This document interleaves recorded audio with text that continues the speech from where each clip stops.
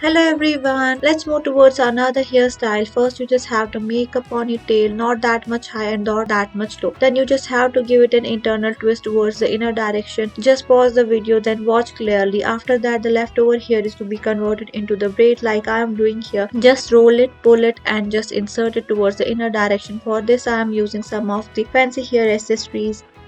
Let's move towards another hairstyle. First, you just have to take the hair strands from the two different directions, give them the internal twist, and loosen these twists as apparent on your screens from both the sides. Once you're done with this thing, you just have to take these single ponytails that you have created out of this twist and the turns. You just have to fix them properly together using another rubber band. Now, leftover here is to be fixed again, and see how I am creating another internal twist type look. Then the leftover here is just converted into the classical braid like we usually do. This one is very simple and very easy. It may look complicated, but it's very simple. It's very less time consuming. Once your braid is ready, you can just fold it, roll it as shown here, or you can just keep it as it is. This hairstyle looks so cool and nice. It's best suitable for the school going girls. Definitely give it a try. Thank you.